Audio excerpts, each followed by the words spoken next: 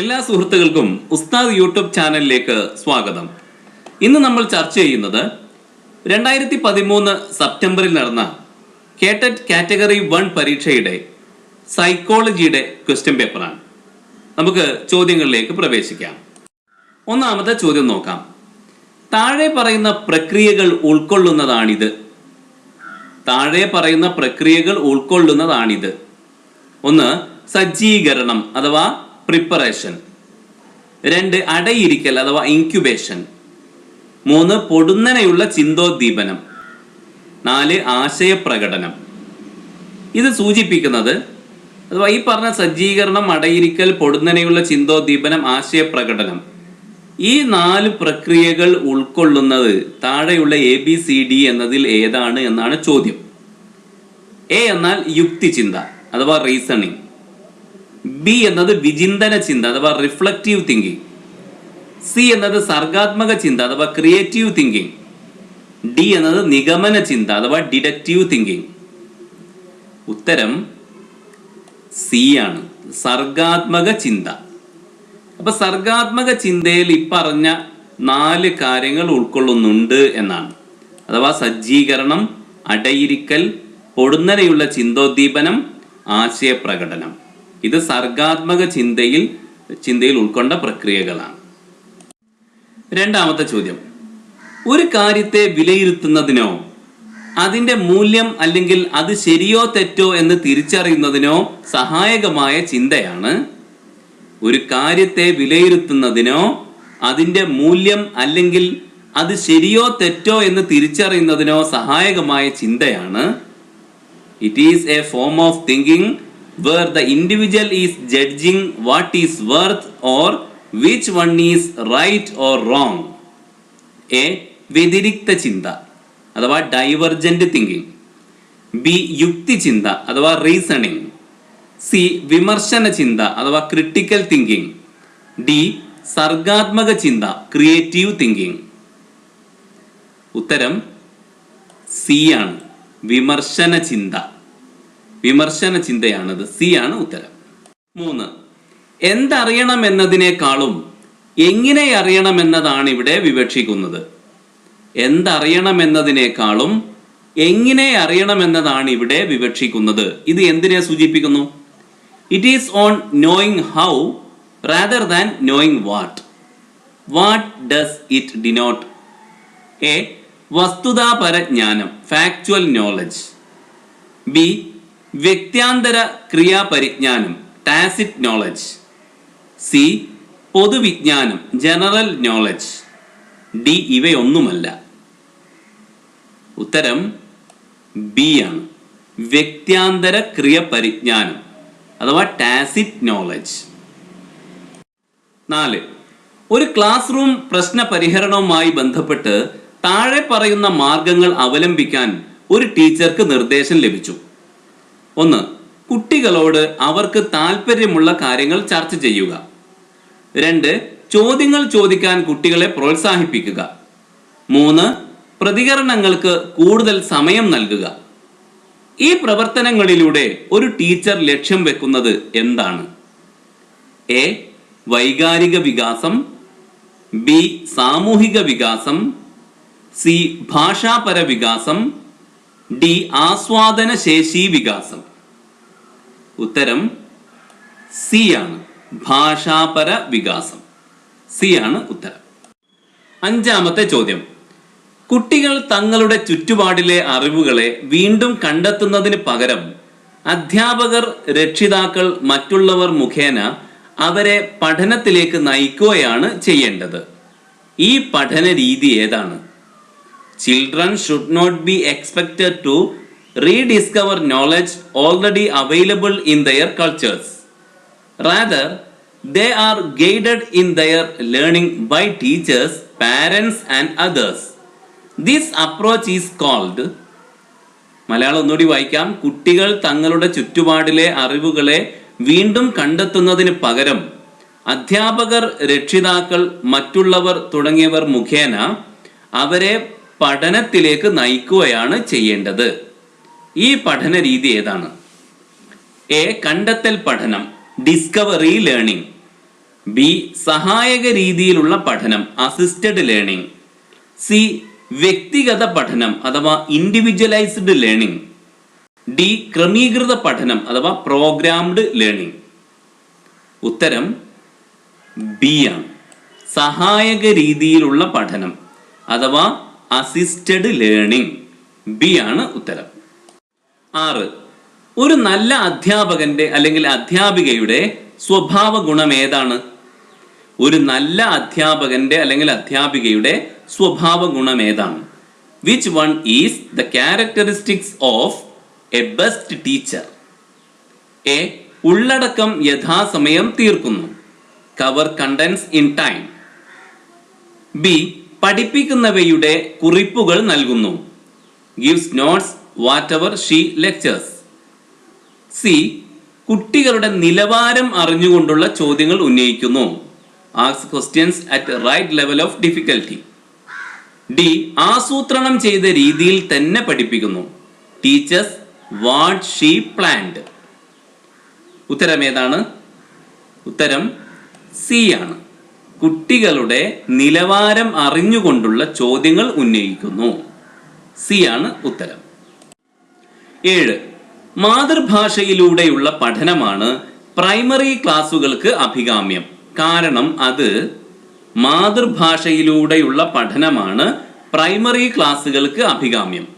കാരണം അത് in primary classes it is preferred to study in mother tongue because A ആത്മവിശ്വാസം വളർത്തുന്നു, it develops self confidence. B പഠനം എളുപ്പത്തിലാക്കുന്നു, it makes learning more easy. C മാനസിക വളർച്ചയ്ക്ക് ഉപകരിക്കുന്നു, it is useful in intellectual development. D പഠനം അർത്ഥവത്താക്കുന്നു, it makes learning meaningful. ഉത്തരം എ ആണ്. ആത്മവിശ്വാസം വളർത്തുന്നു, it develops self confidence. A ആണ് ഉത്തരം. 8. ജനിതക ഘടകങ്ങളുടെ പ്രവർത്തന ഫലമായി ശരീരത്തിലുണ്ടാകുന്ന നൈസർഗികവും പെട്ടെന്നുള്ളതുമായ മാറ്റങ്ങളാണിത്. ജനിതക ഘടകങ്ങളുടെ പ്രവർത്തന ഫലമായി ശരീരത്തിലുണ്ടാകുന്ന നൈസർഗികവും പെട്ടെന്നുള്ളതുമായ മാറ്റങ്ങളാണിത്. ഇത് സൂചിപ്പിക്കുന്നത് the bodily changes that occur naturally and spontaneously and that are to an extent genetically programmed. A പഠനം അഥവാ ലേണിംഗ്. ബി ഉത്ഗ്രഥനം അഥവാ ഇന്റിഗ്രേഷൻ. സി പരിപക്വനം അഥവാ മെച്ചുറേഷൻ. ഡി അവകലനം അഥവാ ഡിഫറൻഷിയേഷൻ. ഉത്തരം സി ആണ്. പരിപക്വനം അഥവാ മെച്ചുറേഷൻ. എന്താണ് പരിപക്വനം എന്ന് പറഞ്ഞാൽ? ജനിതക ഘടകങ്ങളുടെ പ്രവർത്തന ഫലമായി ശരീരത്തിലുണ്ടാകുന്ന നൈസർഗികവും പെട്ടെന്നുള്ളതുമായ മാറ്റങ്ങളാണിത്. അതാണ് പരിപക്വനം. 9. ചില അടിസ്ഥാന ചിന്തകളുടെയോ പ്രവർത്തനങ്ങളുടെയോ വൈജ്ഞാനികാംശങ്ങൾ ഓരോ കുട്ടിയിലുമുണ്ട്. അതായത് കുടിക്കുക, റോസാപ്പൂവിനെ തിരിച്ചറിയുക മുതലായവ. ഈ അടിസ്ഥാന വൈജ്ഞാനികാംശങ്ങളാണ് a child has certain basic system of thought or action such as sucking, identifying a rose etcetera. What would you call these basic blocks of thinking? A സംവേദനം അഥവാ സെൻസേഷൻ.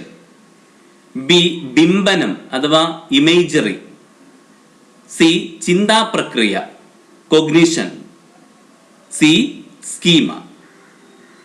ഉത്തരം ഡി ആണ്. സ്കീമ. സ്കീമ എന്നാണ് അത് അറിയപ്പെടുന്നത്, ആ അടിസ്ഥാന വൈജ്ഞാനികാംശങ്ങൾ. 10. യഥാർത്ഥ സൈക്കിളിനു പകരം സൈക്കിളിന്റെ ചിത്രങ്ങളോ അല്ലെങ്കിൽ അതിനെ പ്രതിനിധീകരിക്കുന്ന മറ്റു ചില ചിഹ്നങ്ങളോ ഉപയോഗിച്ച് കുട്ടിക്ക് അതിനെക്കുറിച്ച് പഠിക്കാൻ സാധിക്കും. ഇവിടെ അവൻ അല്ലെങ്കിൽ അവൾ പ്രതിഫലിപ്പിക്കുന്നത് യഥാർത്ഥ സൈക്കിളിനു പകരം സൈക്കിളിന്റെ ചിത്രങ്ങളോ അല്ലെങ്കിൽ അതിനെ പ്രതിനിധീകരിക്കുന്ന മറ്റു ചില ചിഹ്നങ്ങളോ ഉപയോഗിച്ച് ഒരു കുട്ടിക്ക് അതിനെക്കുറിച്ച് പഠിക്കാൻ സാധിക്കും. ഇവിടെ അവൻ അല്ലെങ്കിൽ അവൾ പ്രതിഫലിപ്പിക്കുന്നത് എ പ്രത്യാവർത്തനം, ബി സിമിയോട്ടിക് പ്രവർത്തനം, സി പരിരക്ഷണം, ഡി ഭാവന. ഉത്തരം ബി ആണ്, സിമിയോട്ടിക് പ്രവർത്തനം. സിമിയോട്ടിക് പ്രവർത്തനമാണത്, ബി ആണ് ഉത്തരം. 11. ഭാഷാ വളർച്ചയെ സംബന്ധിച്ച് രണ്ട് പ്രശസ്തരായ മനഃശാസ്ത്രജ്ഞരുടെ കാഴ്ചപ്പാടുകൾ താഴെ കൊടുക്കുന്നു. ഭാഷാ വളർച്ചയെ സംബന്ധിച്ച് രണ്ട് പ്രശസ്തരായ മനഃശാസ്ത്രജ്ഞരുടെ കാഴ്ചപ്പാടുകൾ താഴെ കൊടുക്കുന്നു. ഒന്നാമത്തത് അഹം കേന്ദ്രീകൃത ഭാഷണം. അതിന് ഇംഗ്ലീഷ് ഇവിടെ കൊടുത്തിരിക്കുന്നു ഈഗോ സെൻട്രിക് സ്പീച്ച്. എന്നിട്ട് സാമൂഹിക ഭാഷണം അഥവാ സോഷ്യലൈസ്ഡ് സ്പീച്ച്. ഇത് ഒരാളുടെ കാഴ്ചപ്പാടാണ്. ഇത് ആരുടെ കാഴ്ചപ്പാടാണ്? രണ്ടാമത്തത് മറ്റേ ശാസ്ത്രജ്ഞന്റെ കാഴ്ചപ്പാട് നോക്കാം. സാമൂഹിക ഭാഷണമാണ് ആദ്യം, പിന്നെ സ്വയം ഭാഷണം. അതിന് ഇംഗ്ലീഷ് താഴെ കൊടുത്തിരിക്കുന്നു സോഷ്യൽ സ്പീച്ച്, പ്രൈവറ്റ് സ്പീച്ച്. അപ്പൊ ഭാഷാ വളർച്ചയെ സംബന്ധിച്ച് രണ്ട് പ്രശസ്തരായ മനഃശാസ്ത്രജ്ഞരുടെ കാഴ്ചപ്പാടുകളാണിത്. ഇനി നോക്കാം, ഈ കാഴ്ചപ്പാടുകളുടെ ഉപജ്ഞാതാക്കളാണ് ആര്? ഇവിടെ ഓപ്ഷൻ സൈഡിൽ കൊടുത്തിരിക്കുന്നു. A Vygotsky Bruner, B Vygotsky പിയാഷെ, C പിയാഷെ Vygotsky, D പിയാഷെ Bruner. ഉത്തരം സി ആണ്. ഒന്നാമത്തത് അഥവാ ഇത് പിയാഷെയുടേതാണ്. ആദ്യം അഹം കേന്ദ്രീകൃത ഭാഷണം, പിന്നെ സാമൂഹിക ഭാഷണം, അങ്ങനെയാണ് പിയാഷെ പറയുന്നത്. വൈഗോട്സ്കിയാണ് രണ്ടാമത്തത് അല്ലേ? അദ്ദേഹം ആദ്യം പറയുന്നത് സാമൂഹിക ഭാഷണം, പിന്നെ സ്വയം ഭാഷണം അഥവാ സോഷ്യൽ സ്പീച്ച്, പിന്നെ പ്രൈവറ്റ് സ്പീച്ച്. അങ്ങനെയാണ് ഭാഷാ വളർച്ച ഉണ്ടാവുന്നത് എന്നാണ് വൈഗോട്സ്കി പറയുന്നത്. അപ്പൊ സി എന്ന ഓപ്ഷനാണ് ശരി, പിയാഷെ വൈഗോട്സ്കി. 13ാമത്തെ ചോദ്യം. താഴെ പറയുന്നവ മനുഷ്യന്റെ വളർച്ചയുമായി ബന്ധപ്പെട്ട ചില സിദ്ധാന്തങ്ങളാണ്. ഇവിടെ താഴെ 3 കൊടുത്തിരിക്കുന്നത് കാണുന്നില്ലേ? 1, 2, 3. ഇവ മനുഷ്യന്റെ വളർച്ചയുമായി ബന്ധപ്പെട്ട ചില സിദ്ധാന്തങ്ങളാണ്. ഒന്ന് സാദൃശ്യ സിദ്ധാന്തം അഥവാ ലോ ഓഫ് സിമിലാരിറ്റി. വ്യതിയാന സിദ്ധാന്തം അഥവാ ലോ ഓഫ് വാരിയേഷൻ. മൂന്നാമത്തത് ഉൾപരിവർത്തന സിദ്ധാന്തം അഥവാ ലോ ഓഫ് മ്യൂട്ടേഷൻ. ഇവ ബന്ധപ്പെട്ടിരിക്കുന്നത് അഥവാ ഈ മൂന്നും ബന്ധപ്പെട്ടിരിക്കുന്നത് ABCD എന്ന് പറയുന്നതിൽ ഏതുമായിട്ടാണ് എന്നാണ് ചോദ്യം. എ ജനിതക സിദ്ധാന്തങ്ങൾ, ലോസ് ഓൺ ഹെറിഡിറ്റി. ബി പഠന സിദ്ധാന്തങ്ങൾ, ലോസ് ഓൺ ലേണിംഗ്. സി സമഗ്രതാ സിദ്ധാന്തങ്ങൾ, ലോസ് ഓൺ പെർസെപ്ഷൻ. ഡി പരിപക്വന സിദ്ധാന്തങ്ങൾ, ലോ ഓൺ മെച്ചുറേഷൻ. ഉത്തരം ഏതാണ്? ഉത്തരം എ ആണ്, ജനിതക സിദ്ധാന്തങ്ങൾ, ലോസ് ഓൺ ഹെറിഡിറ്റി. എ ആണ് ഉത്തരം ജനിതക സിദ്ധാന്തങ്ങൾ. 14. താഴെ പട്ടികയിൽ കൊടുത്ത വിവരങ്ങൾ വായിക്കുക. ഇവിടെ ഒരു പട്ടിക കൊടുത്തിരിക്കുകയാണ്. വികാസബന്ധിത പ്രവർത്തനങ്ങൾ, പിന്നെ അതിൻ്റെ കാലഘട്ടം ഇങ്ങനെ കൊടുത്തിരിക്കുന്നു. ഗീത സഹായത്തോടു കൂടി ഇരിക്കുന്നു. എപ്പോഴാണ്? 4 മാസം. നിൽക്കാൻ തുടങ്ങുന്നു 10 മാസം. ആദ്യ വാക്ക് ഉച്ചരിക്കുന്നു 11 മാസം.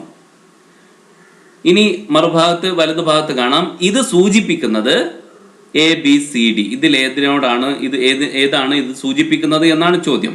എ വികാസഘട്ടങ്ങളെ, ബി വികാസത്തിന്റെ നാഴികക്കല്ലുകൾ, സി ശാരീരിക വികാസം, ഡി ഭാഷാ വികാസം. ഉത്തരം ബി ആണ്, വികാസത്തിന്റെ നാഴികക്കല്ലുകൾ. വികാസം മുഴുവനായിട്ട് പറയുന്നില്ലല്ലോ, വികാസത്തിന്റെ ചില പ്രധാനപ്പെട്ട ഘട്ടങ്ങളെ കുറിച്ച് മാത്രമേ പറയുന്നുള്ളൂ. ഗീത മറ്റുള്ളവരുടെ സഹായത്തോടു കൂടി ഇരിക്കുന്നത് അല്ലെ ഒരു പ്രധാനപ്പെട്ട ഒരു ഘട്ടമാണ്. അത് 4 മാസമായപ്പോഴാണ്. പിന്നെ നിൽക്കാൻ തുടങ്ങാന്ന് പറഞ്ഞാൽ അതും വികാസത്തിന്റെ മറ്റൊരു നാഴികക്കല്ലാണ് അഥവാ പ്രധാനപ്പെട്ട ഒരു പോയിന്റ് ആണ്. അത് 10 മാസമായപ്പോഴാണ്. ആദ്യവാക്ക് ഉച്ചരിക്കുക അല്ലെ, ആദ്യമായിട്ടൊരു പദം പറയുക എന്നതും ഒരു പ്രധാനപ്പെട്ട ഒരു ഘട്ടമാണ്. അത് മാത്രമാണ് ഇവിടെ പറയുന്നത്. അപ്പൊ വികാസഘട്ടങ്ങളെല്ലാം പറയുന്നില്ല, വികാസത്തിന്റെ നാഴികക്കല്ലുകളാണ് വികാസത്തിന്റെ പ്രധാനപ്പെട്ട നാഴികക്കല്ലുകളാണ് ഇവിടെ പറഞ്ഞിരിക്കുന്നത്. അപ്പോൾ ബി ആണ് ഉത്തരം. 15. താഴെ പറയുന്ന പ്രസ്താവനകൾ വായിച്ച് അവയുമായി ബന്ധപ്പെട്ട ഏറ്റവും അനുയോജ്യമായ ഉത്തരം കണ്ടെത്തുക. താഴെ പറയുന്ന പ്രസ്താവനകൾ വായിച്ച് അവയുമായി ബന്ധപ്പെട്ട ഏറ്റവും അനുയോജ്യമായ ഉത്തരം കണ്ടെത്തുക. 1. സ്കൂൾ വിദ്യാഭ്യാസത്തിന് മുമ്പുള്ള ഘട്ടത്തിൽ ഒരു കുട്ടി തൻ്റെ ചുറ്റുപാടിനെ പ്രവർത്തനങ്ങളിലൂടെയാണ് പ്രതിനിധീകരിക്കുന്നത്. ഒന്നുകൂടി വായിക്കാം.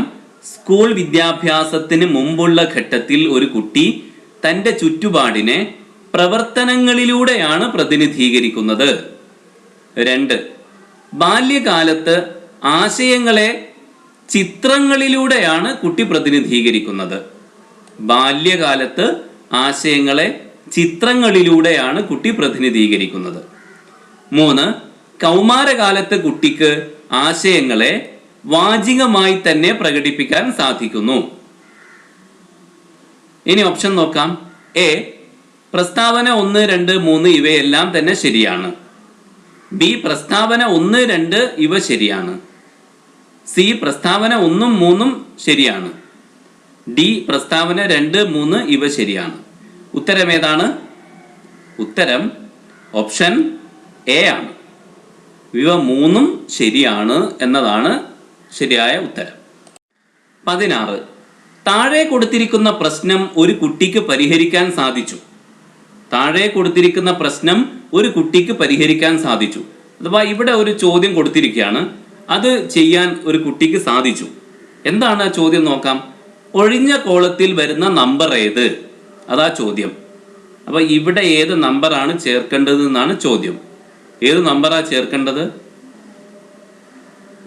അത് എളുപ്പം കണ്ടുപിടിക്കാമല്ലോ അല്ലേ. ഇവിടെ ബി ഇല്ല, സി കഴിഞ്ഞു, പിന്നെ ഡി ഇല്ല, ഇ കഴിഞ്ഞു, എഫ് ഇല്ല, ഇങ്ങനെയാണ്. പിന്നെ താഴെ 3ന്റെ ഗുണിതങ്ങൾ 3, 6, 9, പിന്നെ 12, 15 അല്ലേ. പിന്നെ അടുത്ത നമ്പർ 18 കഴിഞ്ഞ് 21 ഇവിടെ വരേണ്ടത് അല്ലേ. എളുപ്പം കണ്ടുപിടിക്കാം. ഇതൊരു കുട്ടിക്ക് ചെയ്യാൻ സാധിച്ചു എങ്കിൽ പിയാഷെയുടെ വളർച്ചാഘട്ടങ്ങൾ പ്രകാരം ഈ കുട്ടിയെ ഏത് ഘട്ടത്തിൽ ഉൾപ്പെടുത്താം? അതാണ് ചോദ്യം. ഈ വർക്ക്, ഈ പ്രോബ്ലം ശരിയായി ചെയ്യാൻ ഒരു കുട്ടിക്ക് സാധിച്ചു എങ്കിൽ പിയാഷെയുടെ വളർച്ചാഘട്ടങ്ങൾ പ്രകാരം ഈ കുട്ടിയെ ഏത് ഘട്ടത്തിൽ ഉൾപ്പെടുത്താം? എ, മനോവ്യാപാര പൂർവഘട്ടം, ഇംഗ്ലീഷിൽ പ്രീ ഓപ്പറേഷണൽ സ്റ്റേജ്. ബി, രൂപാത്മക മനോവ്യാപാര ഘട്ടം, കോൺക്രീറ്റ് ഓപ്പറേഷണൽ സ്റ്റേജ്. സി, മനോവ്യാപാര പൂർവഘട്ടത്തിലോ രൂപാത്മക ഘട്ടത്തിലോ. മൂന്നാമത്തത് C, pre operational stage or concrete operational stage. ഇനി ഡി, രൂപാത്മക ഘട്ടത്തിലോ ഔപചാരിക മനോവ്യാപാര ഘട്ടത്തിലോ, concrete operational stage or formal operational stage. ചിലർക്ക് ഇംഗ്ലീഷ് മാത്രമേ മനസ്സിലാവൂ, ചിലർക്ക് മലയാളവും മനസ്സിലാവും എന്നുള്ളത് കൊണ്ടാണ് രണ്ടും കൂടി ചേർത്ത് പറഞ്ഞിട്ടുള്ളത്. അപ്പൊ ഇത് ഏത് ഘട്ടത്തിലാണ് ആ കുട്ടി ഉള്ളത് എന്നാണ് ചോദ്യം. ഉത്തരം ഡി ആണ്. രൂപാത്മക ഘട്ടത്തിലോ ഔപചാരിക മനോവ്യാപാര ഘട്ടത്തിലോ, അഥവാ concrete operational stage or formal operational stage. D ആണ് ഉത്തരം. 17. താഴെ കൊടുത്തിരിക്കുന്ന ചിത്രം ഒരു സിദ്ധാന്തത്തെ സൂചിപ്പിക്കുന്നു. അത് മുന്നോട്ട് വെച്ചത് ആരാണ്? താഴെ കൊടുത്തിരിക്കുന്ന ചിത്രം ഒരു സിദ്ധാന്തത്തെ സൂചിപ്പിക്കുന്നു. അത് മുന്നോട്ട് വെച്ചത് ആര്? അപ്പൊ ഈ ചിത്രം കാണാമല്ലോ. ഈ ചിത്രം ഒരു സിദ്ധാന്തത്തെ സൂചിപ്പിക്കുന്നു. ആ സിദ്ധാന്തം ഏത് എന്നല്ല ചോദിച്ചത്, ആ സിദ്ധാന്തത്തിന്റെ ഉപജ്ഞാതാവ് ആരാണ് എന്നാണ്. അപ്പൊ ഉപജ്ഞാതാവ് ആരാണെന്ന് അറിയണമെങ്കിൽ എന്താണ് ഈ സിദ്ധാന്തം, ഏതാണ് ഈ സിദ്ധാന്തം എന്നറിയണ്ടേ? ഏതാണ് ഇത് ഏത് സിദ്ധാന്തത്തെയാണ് ഈ ചിത്രം സൂചിപ്പിക്കുന്നത്? ഇത് ഒരു ബുദ്ധി സിദ്ധാന്തമാണ്, അഥവാ 2 ഫാക്ടർ തിയറി. ദ്വിഘടക സിദ്ധാന്തം എന്ന് മലയാളത്തിൽ പറയും. ദ്വിഘടക സിദ്ധാന്തം, അതായത് 2 ഘടകങ്ങൾ ബുദ്ധിശക്തിയിൽ ഉണ്ട് എന്നാണ് പറയുന്നത്. ഒന്ന് ബുദ്ധിശക്തിയുടെ സാമാന്യ ഘടകം, അതിനെ ജനറൽ ഫാക്ടർ എന്നാണ് അദ്ദേഹം വിളിച്ചത്. അതിനെ സൂചിപ്പിക്കാൻ വേണ്ടിയിട്ടാണ് ജി എന്ന് എഴുതിയിരിക്കുന്നത്. നടുവിലെ വൃത്തത്തിനുള്ളിൽ ജി എന്ന് എഴുതിയത് കണ്ടില്ലേ? അത് ജനറൽ ഫാക്ടർ എന്നതിന്റെ ചുരുക്കരൂപമാണ്. രണ്ടാമത്തതാണ് വിശിഷ്ട ഘടകം അഥവാ സ്പെസിഫിക് ഫാക്ടർ. സ്പെസിഫിക് ഫാക്ടർ എന്നതിനെ സൂചിപ്പിക്കാൻ വേണ്ടിയിട്ടാണ് മറ്റ് രണ്ട് കോളങ്ങളിൽ എസ് എന്ന് എഴുതിയിരിക്കുന്നത്. അപ്പൊ ഇത് 2 ഫാക്ടർ തിയറിയാണ്, അഥവാ ബുദ്ധിശക്തിയുമായി ബന്ധപ്പെട്ട 2 ഫാക്ടർ തിയറിയാണ് ഇത് സൂചിപ്പിക്കുന്നത്. ഇനി ഈ സിദ്ധാന്തം മുന്നോട്ട് വെച്ച ആൾ ആരാണ്? A cattle, B Spearman, C Sternberg, D Gartner. ഉത്തരം ബി ആണ്, സ്പിയർമാൻ. സ്പിയർമാൻ ആണ് ഈ ബുദ്ധിശക്തിയുമായി ബന്ധപ്പെട്ട 2 ഫാക്ടർ തിയറി അവതരിപ്പിച്ചത്. ബി ആണ് ഉത്തരം. 18ാമത്തെ ചോദ്യം. സുധ, സുജാത എന്നീ കുട്ടികളുടെ മാനസിക വയസ്സ് 6 ആണ്. എന്നാൽ അവരുടെ കാലിക വയസ്സ് യഥാക്രമം 6, 8 എന്നാണ്. രണ്ടുപേരുടെയും ബുദ്ധിമാനം അഥവാ IQ സ്ഥിരമാണെങ്കിൽ 2 വർഷത്തിന് ശേഷം അവരുടെ മാനസിക വയസ്സ് എത്രയായിരിക്കും? സുധ, സുജാത 2 കുട്ടികളാണ്. ഇവരുടെ മാനസിക വയസ്സ് എത്രയാണ്? 2 പേരുടെയും മാനസിക വയസ്സ് എന്ന് പറഞ്ഞാൽ ഇംഗ്ലീഷിൽ മെന്റൽ ഏജ് എന്ന് പറയുന്നു. ഇത് 6 ആണ് 2 പേരുടേതും. എന്നാൽ അവരുടെ കാലിക വയസ്സ് എന്നതിന് ക്രോണോളജിക്കൽ ഏജ് എന്ന് ഇംഗ്ലീഷ് പറയുന്നു. ഇത് 6, 8. 6 എന്നത് സുധയുടെ കാലിക വയസ്സാണ്, സുജാതയുടേത് 8 ആണ്. രണ്ടുപേരുടെയും ബുദ്ധിമാനം അഥവാ IQ സ്ഥിരമാണെങ്കിൽ 2 വർഷത്തിന് ശേഷം അവരുടെ മാനസിക വയസ്സ് എത്രയായിരിക്കും? അപ്പോൾ മാനസിക വയസ്സാണ് കാണേണ്ടത് 2 വർഷത്തിന് ശേഷമുള്ള. ഈ 2 വർഷം കഴിഞ്ഞാലും അവരുടെ ബുദ്ധിമാനം സ്ഥിരമാണ്. ബുദ്ധിമാനത്തിൽ അഥവാ IQവിൽ മാറ്റമൊന്നും സംഭവിക്കുന്നില്ല 2 കൊല്ലം കഴിഞ്ഞിട്ടും. അങ്ങനെയാണെങ്കിൽ അവരുടെ മാനസിക വയസ്സ് എത്രയായിരിക്കും എന്നാണ് നമ്മൾ കണ്ടുപിടിക്കേണ്ടത്. അപ്പോൾ ഇത് സംബന്ധമായിട്ട് ഒരു സൂത്രവാക്യം നമുക്കറിയാമല്ലോ. MA/CA × 100 അല്ലേ? ഇതാണ് ഇതിൻ്റെ സൂത്രവാക്യം. 100 അല്ലേ? MA/CA × 100. MA എന്ന് പറഞ്ഞാൽ മെന്റൽ ഏജ്, CA എന്ന് പറഞ്ഞാൽ ക്രോണോളജിക്കൽ ഏജ് അഥവാ സാധാരണ വയസ്സ്. അതിനെ 100 കൊണ്ട് ഗുണിക്കാം. അപ്പോൾ നമുക്ക് ആദ്യം സുധയുടേത് ചെയ്തു നോക്കാം. സുധയുടെ മെന്റൽ ഏജ് എത്ര? രണ്ടാളുടെയും മെന്റൽ ഏജ് അഥവാ മാനസിക വയസ്സ് 6 ആണെന്ന് പറഞ്ഞിട്ടുണ്ട്. ഇപ്പോഴത്തതാണ് നമ്മൾ ചെയ്തു നോക്കുന്നത്. 2 വർഷം കഴിഞ്ഞതിന് ശേഷമുള്ളതും ചെയ്യേണ്ടതുണ്ട്. അപ്പോൾ ഇപ്പോൾ ആ സുധയുടെ മെന്റൽ ഏജ് അഥവാ മാനസിക വയസ്സ് 6 ആണ്. അവരുടെ ഇപ്പോഴത്തെ കാലിക വയസ്സ് അഥവാ ഇപ്പോഴത്തെ വയസ്സും 6 ആണ്. എന്നിട്ട് അതിനെ 100 കൊണ്ട് നമ്മളൊന്ന് ഗുണിച്ച് നോക്കുക. അപ്പോൾ എത്ര കിട്ടും? 6 വെട്ടിയാൽ 1/1 എന്ന് കിട്ടും. അപ്പോൾ 1 × 100 എന്നാൽ 100 എന്നാണ് ഉത്തരം കിട്ടുക. 100 തന്നെയാണ് അവരുടെ IQ. ഇനി സുജാതയുടെ നോക്കാം. സുജാതയുടെ ഇപ്പോഴത്തെ മാനസിക വയസ്സ് എത്രയാണ്? അതും 6 തന്നെയാണ് എന്ന് പറഞ്ഞല്ലോ, 6. പിന്നെ സുജാതയുടെ ഇപ്പോഴത്തെ കാലിക വയസ്സ് എത്രയാണ്? അത് 8 ആണ് × 100. യെസ്. അപ്പോൾ ഇത് ചെയ്താൽ എത്ര കിട്ടും? ഈ 6നെയും 8നെയും വെട്ടിയാൽ 3/4 എന്നാണല്ലോ കിട്ടുക. യെസ്. × 100 അത് എത്രയാണ്? 300/4 എന്ന് പറഞ്ഞാൽ 75 കിട്ടുക. 75 കിട്ടും. യെസ്, 75. ഇത് നമുക്ക് 2 വർഷം കഴിഞ്ഞതിന് ശേഷമുള്ളത് നോക്കാം. 2 വർഷം കഴിഞ്ഞതിന് ശേഷവും അവരുടെ ബുദ്ധിമാനം സ്ഥിരമാണ് എന്ന് പറയാം, അഥവാ IQ സ്ഥിരമാണ്. അപ്പോൾ IQ അന്ന് 100 തന്നെയാണ് ഉള്ളത്. അപ്പോൾ എന്താ മാറ്റം വരുന്നത്? മാനസിക വയസ്സ് എത്രയാണെന്നാണ് ചോദിച്ചത്. മാനസിക വയസ്സ് 2 കൊല്ലം കഴിഞ്ഞാൽ എന്താ സംഭവിക്കുക? അവരുടെ ക്രോണോളജിക്കൽ ഏജ് അഥവാ കാലിക വയസ്സ് 2 കൂടും. അപ്പോൾ അത് 8 ആവും. യെസ്. ഇവിടെ 100.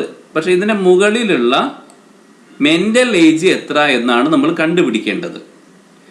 അപ്പോൾ ഇവിടെ 100 എന്ന് കിട്ടണമെങ്കിൽ എന്ത് വേണം? ഇവിടെ 8 തന്നെ വരണം. അപ്പോൾ 8/8 അപ്പോൾ അതിനെ വെട്ടിയാൽ 1/1 എന്ന് വരും. അപ്പോൾ ഇൻറ്റു 100 വെച്ചാൽ 100 എന്നാണ് കിട്ടുക. അപ്പോൾ 8 തന്നെ വരണം ഇവിടെ, എങ്കിലേ ഇവിടെ 100 കിട്ടും. അപ്പോൾ ഇവിടെ 8 നമുക്ക് മനസ്സിലാക്കിയെടുക്കാം സുധയുടേത്. ഇനി നമുക്ക് സുജാതയുടെ നോക്കിയാലോ. സുജാതയുടെ IQ അന്നും 75 തന്നെയാണ്. അപ്പോൾ നമ്മൾ ഈ ഇക്വേഷൻ തന്നെ ഇവിടെ എഴുതിയ ഇൻറ്റു 100 എന്നാണല്ലോ, ഇവിടുന്ന് ബാക്കോട്ട് എഴുതി നോക്കിയാൽ എളുപ്പം മനസ്സിലാവും. CA എന്നത് ഇപ്പോൾ 8 എന്നുള്ളത് 10 ആയിട്ടുണ്ടാവും. യെസ്. അപ്പോൾ എത്രയാണ് ഇവിടെ മെൻ്റൽ ഏജ് എത്രയാണ് വരേണ്ടതെന്നാണ് നമ്മൾ ആലോചിക്കേണ്ടത്. അത് എത്രയായിരിക്കും?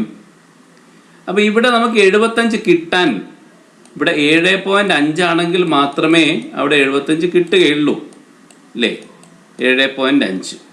അപ്പോൾ 7.5 ആണ് എന്ന് നമുക്ക് മനസ്സിലാക്കിയെടുക്കാൻ സാധിക്കും. ഇത് പല രൂപത്തിൽ ചെയ്യാം.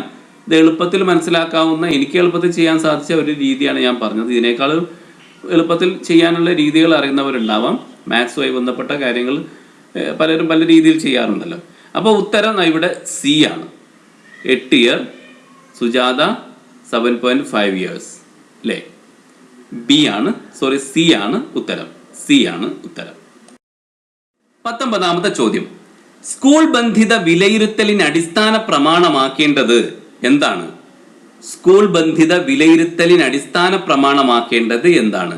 A school based assessment primarily based in the assumption that A ബാഹ്യ വിലയിരുത്തൽ ഏജൻസികളെക്കാൾ സ്കൂളുകളാണ് ഫലപ്രദം. ബാഹ്യ വിലയിരുത്തൽ ഏജൻസികളെക്കാൾ സ്കൂളുകളാണ് ഫലപ്രദം. ബി വിലയിരുത്തൽ സാമ്പത്തിക മെച്ചമുള്ളതായി മാറുന്നു. സി ബാഹ്യ ഏജൻസികളെക്കാൾ അധ്യാപകർക്കാണ് കുട്ടികളുടെ കഴിവുകൾ നന്നായി അറിയുന്നത്. ഡി കുട്ടികൾക്ക് അത് മികച്ച ഗ്രേഡ് ഉറപ്പാക്കുന്നു. ഉത്തരം സി ആണ്. ബാഹ്യ ഏജൻസികളെക്കാൾ അധ്യാപകർക്കാണ് കുട്ടികളുടെ കഴിവുകൾ നന്നായി അറിയുന്നത്. സി ആണ് ഉത്തരം. 20ാമത്തെ ചോദ്യം. ഗീത 11 വയസ്സുള്ള പെൺകുട്ടി.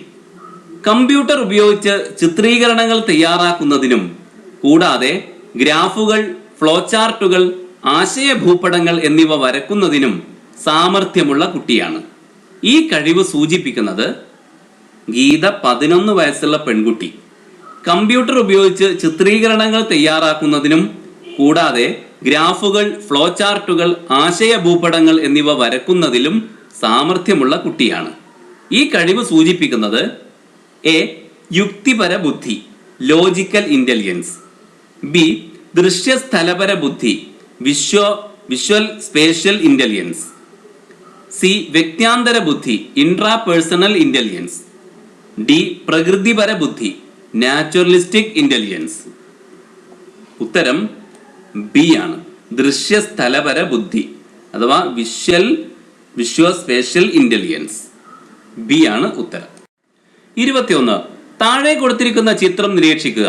ഇവിടെ 2 ചിത്രം കൊടുത്തിരിക്കുന്നു. ചിത്രം 1, ചിത്രം 2. 2 ചിത്രങ്ങൾ കൊടുത്തിരിക്കുന്നല്ലോ. ഇവയിലടങ്ങിയ തത്വങ്ങളാണ് ഈ 2 ചിത്രങ്ങളിൽ അടങ്ങിയിരിക്കുന്ന തത്വങ്ങൾ ആണ് താഴെ പറയുന്നത്. അതിലേതാ ശരി എന്നാണ് പറയേണ്ടത്. എ അടയൽ, ക്ലോഷർ, കൂട്ടമാകൽ, ഗ്രൂപ്പിംഗ്.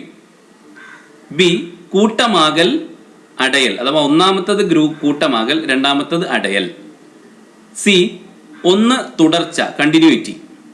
2 അടയൽ. ഡി ഇവയൊന്നുമല്ല. ഉത്തരം ബി ആണ്. ഒന്നാമത്തത് കൂട്ടമാകൽ, രണ്ടാമത്തത് അടയൽ. ബി ആണ് ശരിയായ ഓപ്ഷൻ. ചോദ്യം 22. യഥാർത്ഥത്തിൽ ഇതിനെ ഒരു പ്രത്യേക അവസ്ഥ എന്ന് കരുതാൻ പറ്റില്ല. എന്നാൽ ഒരു വ്യക്തി കാണിക്കുന്ന ക്രമാതീതമായ അസ്വസ്ഥതയും കുറഞ്ഞ ശ്രദ്ധയും അടങ്ങിയ സമഗ്ര സ്വഭാവ രൂപമാണത്. ഇത് എന്തിനെ സൂചിപ്പിക്കുന്നു? ഈ പറഞ്ഞത് എന്തിനെയാ സൂചിപ്പിക്കുന്നത്? യഥാർത്ഥത്തിൽ ഇതിനെ ഒരു പ്രത്യേക അവസ്ഥ എന്ന് കരുതാൻ പറ്റില്ല. എന്നാൽ ഒരു വ്യക്തി കാണിക്കുന്ന ക്രമാതീതമായ അസ്വസ്ഥതയും കുറഞ്ഞ ശ്രദ്ധയും അടങ്ങിയ സമഗ്ര സ്വഭാവ രൂപമാണത്. ഇത് എന്തിനെ സൂചിപ്പിക്കുന്നു? A ADHD, B autism, C cerebral palsy, D മാനസിക വളർച്ച മുരടിക്കൽ, മെന്റൽ റിട്ടാർഡേഷൻ. ഉത്തരം എ ആണ്. ADHD. 23. നമ്മുടെ ക്ലാസ്സിലെ ചില കുട്ടികൾ ഈ അവസ്ഥ കാണിക്കാറുണ്ട്. അവർ സംസാര സമയത്ത് യഥാർത്ഥത്തിൽ ഉപയോഗിക്കേണ്ട ഒരു ശബ്ദരൂപത്തിന് പകരം മറ്റൊന്ന് ഉപയോഗിക്കുന്നു. ഈ അവസ്ഥയാണ് നമ്മുടെ ക്ലാസ്സിലെ ചില കുട്ടികൾ ഈ അവസ്ഥ കാണിക്കാറുണ്ട്. അവർ സംസാര സമയത്ത് യഥാർത്ഥത്തിൽ ഉപയോഗിക്കേണ്ട ഒരു ശബ്ദരൂപത്തിന് പകരം മറ്റൊന്ന് ഉപയോഗിക്കുന്നു. ഈ അവസ്ഥയാണ് എ. Dysgraphia, B. സുസംഘടിത ഉച്ചാരണ ക്രമക്കേട് ആർട്ടിക്കുലേഷൻ ഡിസോർഡർ, സി. വ്യവഹാര ക്രമക്കേട് ബിഹേവിയർ ഡിസോർഡർ, ഡി. ശ്രദ്ധക്കുറവ്. ഉത്തരം ബി ആണ്. സുസംഘടിത ഉച്ചാരണ ക്രമക്കേട് ആർട്ടിക്കുലേഷൻ ഡിസോർഡർ, ബി ആണ് ഉത്തരം. 24. താഴെ പറയുന്നവയിൽ പഠന വൈകല്യമുള്ളവരുമായി ബന്ധപ്പെടാത്തത്. താഴെ പറയുന്നവയിൽ പഠന വൈകല്യമുള്ളവരുമായി ബന്ധപ്പെടാത്തത് ഏതാണ്? എ. അവരുടെ ബുദ്ധിമാനം സാധാരണ അളവിലോ അല്ലെങ്കിൽ അതിനു മുകളിലോ ആയിരിക്കും. അവരുടെ ബുദ്ധിമാനം അഥവാ അവരുടെ IQ അത് ഒന്നുകിൽ സാധാരണ അളവിലോ അല്ലെങ്കിൽ അതിനു മുകളിലോ ആയിരിക്കും. ബി. കഠിന പ്രയത്നം ചെയ്യുന്നവരാണ്. സി. അവർ മടിയന്മാരാണ്. ഡി. ചില സവിശേഷ മേഖലകളിൽ അക്കാദമികമായ പിന്നാക്കാവസ്ഥ കാണിക്കുന്നു. ഇതിൽ പഠന വൈകല്യമുള്ളവരുമായി ബന്ധപ്പെടാത്തത് ഏതാണെന്നാണ്. അപ്പോൾ അവര് ബുദ്ധിപരമായിട്ട് പിന്നിലാണോ? അല്ല, സാധാരണ അളവിലോ അല്ലെങ്കിൽ അതിന് മുകളിലോ ഒക്കെ അവർക്ക് ബുദ്ധിമാനം ഉണ്ടായിരിക്കും. അത് ശരിയായ ഒരു പ്രസ്താവനയാണ്, അവരുമായി ബന്ധമുള്ള കാര്യമാണ്. കഠിന പ്രയത്നം ചെയ്യുന്നവരാണ്, ശരിയാണ്, അവർ നന്നായി കഠിനമായിട്ട് പ്രയത്നമൊക്കെ നടത്തും. അവർ മടിയന്മാരാണ് എന്നത് ശരിയല്ല. അപ്പൊ ഈ ചോദ്യത്തിന്റെ ഉത്തരം ഇതാണ്, അവർ മടിയന്മാരാണ് എന്നത്. അതായത് പഠന വൈകല്യമുള്ളവരുമായിട്ട് ബന്ധപ്പെടാത്തത് അവർ മടിയന്മാരാണ് എന്ന പ്രസ്താവനയാണ്. സി ആണ് ഈ ചോദ്യത്തിന്റെ ഉത്തരം. 25. പലപ്പോഴും നമ്മുടെ ക്ലാസ്സുകളിലെ പിന്നിലെ ബെഞ്ചിലിരുന്ന് അധ്യാപകരുടെയും സഹപാഠികളുടെയും ചിത്രങ്ങൾ അവരുടെ നോട്ട് പുസ്തകങ്ങളിൽ വരയ്ക്കുന്ന കുട്ടികളെ നാം കാണാറുണ്ട്. അവർക്ക് എന്താണ് വേണ്ടത്? പലപ്പോഴും നമ്മുടെ ക്ലാസ്സുകളിലെ പിന്നിലെ ബെഞ്ചിലിരുന്ന് അധ്യാപകരുടെയും സഹപാഠികളുടെയും ചിത്രങ്ങൾ അവരുടെ നോട്ട് പുസ്തകങ്ങളിൽ വരയ്ക്കുന്ന കുട്ടികളെ നാം കാണാറുണ്ട്. അവർക്ക് എന്താണ് വേണ്ടത്? They do need. അവർക്ക് എന്താ വേണ്ടത്? എ. വ്യക്തിഗത ശ്രദ്ധ, ബി. പ്രോത്സാഹനവും മാർഗനിർദ്ദേശവും, സി. പ്രത്യേക വർക്ക് ഷോപ്പുകളിൽ പങ്കാളികളാക്കൽ, ഡി. മുകളിൽ കൊടുത്തവയെല്ലാം. ഉത്തരം ഡി ആണ്. മുകളിൽ കൊടുത്തവയൊക്കെ വേണം. അഥവാ വ്യക്തിഗത ശ്രദ്ധ കൊടുക്കണം, പ്രോത്സാഹനവും മാർഗനിർദ്ദേശവും കൊടുക്കണം, പ്രത്യേക വർക്ക് ഷോപ്പുകളിൽ ചിത്രരചനയും ഒക്കെയായി ബന്ധപ്പെട്ട വർക്ക് ഷോപ്പുകളിലൊക്കെ അവരെ പങ്കാളികളാക്കണം. അപ്പൊ ഈ മുകളിൽ പറഞ്ഞവയെല്ലാം ശരിയാണ്. അതുകൊണ്ട് ഡി എന്ന ഓപ്ഷനാണ് ശരി. 26. കാഴ്ച സംബന്ധിച്ച വെല്ലുവിളി നേരിടുന്ന കുട്ടികളുടെ ക്ലാസ് തല വിജയം ഉൾച്ചേരൽ വിദ്യാഭ്യാസ രീതിയിൽ അഥവാ ഇൻക്ലൂസീവ് എഡ്യൂക്കേഷൻ രീതിയിൽ അവനോ അവളോ നേടുന്ന പ്രാവീണ്യം ഫലപ്രദമാകുന്നത് കാഴ്ച സംബന്ധിച്ച വെല്ലുവിളി നേരിടുന്ന കുട്ടികളുടെ ക്ലാസ് തല വിജയം ഉൾച്ചേരൽ വിദ്യാഭ്യാസ രീതിയിൽ അഥവാ ഇൻക്ലൂസീവ് എഡ്യൂക്കേഷൻ രീതിയിൽ അവനോ അവളോ നേടുന്ന പ്രാവീണ്യം ഫലപ്രദമാകുന്നത്. ഇംഗ്ലീഷ് വായിക്കാം. The success of visually challenged children in inclusive setting depends on his or her mastery of A. സങ്കലന പാഠ്യപദ്ധതി നൈപുണികളിലൂടെ പ്ലസ് കരിക്കുലാർ സ്കിൽസ്, ബി. അനുബന്ധിത പാഠ്യപദ്ധതി നൈപുണികളിലൂടെ കോ കരിക്കുലാർ സ്കിൽസ്, സി. പാഠ്യപദ്ധതി നൈപുണികളിലൂടെ കരിക്കുലാർ സ്കിൽസ്, ഡി. പാഠ്യേതര നൈപുണികളിലൂടെ എക്സ്ട്രാ കരിക്കുലാർ സ്കിൽസ്. ഉത്തരം A ആണ്. സങ്കലന പാഠ്യപദ്ധതി നൈപുണികളിലൂടെ plus curricular skills, A ആണ് ഉത്തരം. 27. ഒരു ജ്ഞാനനിർമ്മിതിവാദം പിന്തുടരുന്ന അധ്യാപകന്റെ അല്ലെങ്കിൽ അധ്യാപികയുടെ സവിശേഷതയല്ലാത്തത്. ഒരു ജ്ഞാനനിർമ്മിതിവാദം പിന്തുടരുന്ന അധ്യാപകന്റെ എന്ന് പറഞ്ഞാൽ ഒരു കൺസ്ട്രക്റ്റീവിസ്റ്റ് ടീച്ചറുടെ സവിശേഷതയല്ലാത്തത് ഏതാണെന്നാണ് ചോദ്യം. എ. പ്രോത്സാഹകൻ എൻകറേജർ, ബി. ഗവേഷകൻ റിസർച്ചർ, സി കർക്കശമായി പ്രവർത്തനങ്ങൾ ചെയ്യിപ്പിക്കുന്നവൻ, ടാസ്ക് മാസ്റ്റർ. ഡി വിചിന്തകൻ, റിഫ്ലക്ടർ. ഇതിൽ ഒരു കൺസ്ട്രക്റ്റീവിസ്റ്റ് ടീച്ചറുടെ സവിശേഷത അല്ലാത്തതാണ് പറയുന്നത്. അദ്ദേഹം പ്രോത്സാഹകനാണ്, ഗവേഷകനാണ്, വിചിന്തകനുമാണ്. പക്ഷേ കർക്കശമായി പ്രവർത്തനങ്ങൾ ചെയ്യിപ്പിക്കുന്നവനല്ല. അപ്പൊ സി ആണ് ഈ ചോദ്യത്തിന്റെ ഉത്തരം. അദ്ദേഹത്തിന്റെ സവിശേഷതയല്ലാത്തത് കർക്കശമായി പ്രവർത്തനങ്ങൾ ചെയ്യിപ്പിക്കുന്നവൻ എന്നതാണ്. അപ്പൊ ചോദ്യത്തിന്റെ ഉത്തരം സി എന്ന ഓപ്ഷനാണ്. 28. മിക്ക കുട്ടികളും സുസംഘടിതമായ ശാസ്ത്ര ഡയറികൾ സൂക്ഷിക്കുന്നതിൽ തീരെ ശ്രദ്ധിക്കുന്നില്ല. ഒരു ടീച്ചർ ഇങ്ങനെ അഭിപ്രായപ്പെടുന്നു. എങ്കിൽ അത് മറികടക്കുന്നതിലേക്കായി അധ്യാപികയെ സഹായിക്കാൻ ഏറ്റവും യോജിച്ച നിർദ്ദേശം എന്ത്? മിക്ക കുട്ടികളും സുസംഘടിതമായ ശാസ്ത്ര ഡയറികൾ സൂക്ഷിക്കുന്നതിൽ തീരെ ശ്രദ്ധിക്കുന്നില്ല. ഒരു ടീച്ചർ ഇങ്ങനെ അഭിപ്രായപ്പെടുന്നു. എങ്കിൽ അത് മറികടക്കുന്നതിലേക്കായി അധ്യാപികയെ സഹായിക്കാൻ ഏറ്റവും യോജിച്ച നിർദ്ദേശം എന്താണ്? എ പരിശീലനം അഥവാ ട്രെയിനിങ്. ബി ഏക വ്യക്തി പഠനം, കേസ് സ്റ്റഡി. സി ക്രിയാ ഗവേഷണം, ആക്ഷൻ റിസർച്ച്. ഡി വിചിന്തന ഡയറി രൂപപ്പെടുത്തൽ, റിഫ്ലക്റ്റീവ് ജേർണലിംഗ്. ഉത്തരം സി ആണ്, ക്രിയാ ഗവേഷണം അഥവാ ആക്ഷൻ റിസർച്ച്. സി ആണ് ഉത്തരം. 29. മനുഷ്യന്റെ ആവശ്യങ്ങളെ എബ്രഹാം മാസ്ലോ പ്രധാനമായും രണ്ടായി തിരിച്ചു. അവയാണ് മനുഷ്യന്റെ ആവശ്യങ്ങളെ അബ്രഹാം മാസ്ലോ പ്രധാനമായും രണ്ടായി തിരിച്ചിട്ടുണ്ട്. അവയാണ് എ അപര്യാപ്തത ആവശ്യങ്ങൾ, ഡെഫിഷ്യൻസി നീഡ്സ്. സ്വത്വപര ആവശ്യങ്ങൾ, ബീയിങ് നീഡ്സ്. ബി ശാരീരിക ആവശ്യങ്ങൾ, മനഃശാസ്ത്രപരമായ ആവശ്യങ്ങൾ.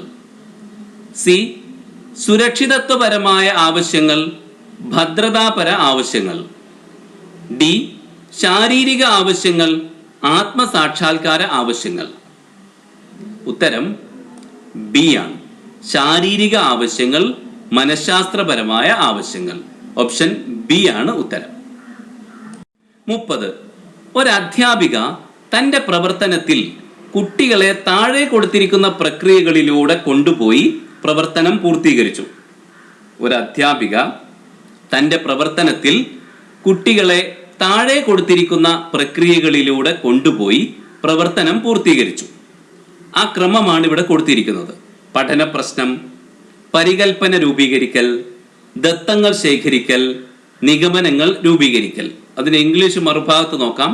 Issue, hypothesising, collecting data, drawing conclusions. അപ്പോൾ ഈ പ്രക്രിയകളിലൂടെ കൊണ്ടുപോയിട്ടാണ് ടീച്ചർ പ്രവർത്തനം പൂർത്തീകരിച്ചത്. ഇവിടെ ടീച്ചർ പിന്തുടരുന്നത് എന്താണ്? 4 ഓപ്ഷനുകൾ കൊടുത്തിരിക്കുന്നു. എ നിഗമന രീതി, ഡിഡക്റ്റീവ് അപ്രോച്ച്. ബി ക്രമീകൃത പഠന രീതി, പ്രോഗ്രാംഡ് ഇൻസ്ട്രക്ഷൻ. സി പ്രശ്ന പരിഹരണ രീതി, പ്രോബ്ലം സോൾവിംഗ് മെത്തേഡ്. ഡി ചർച്ചാ രീതി, ഡിസ്കഷൻ മെത്തേഡ്. ടീച്ചർ ഇവിടെ പിന്തുടരുന്നത് സി ആണ്, പ്രശ്ന പരിഹരണ രീതി. പ്രശ്ന പരിഹരണ രീതിയാണ് ടീച്ചർ ഇവിടെ പിന്തുടർന്നത് അഥവാ പ്രോബ്ലം സോൾവിംഗ് മെത്തേഡ്.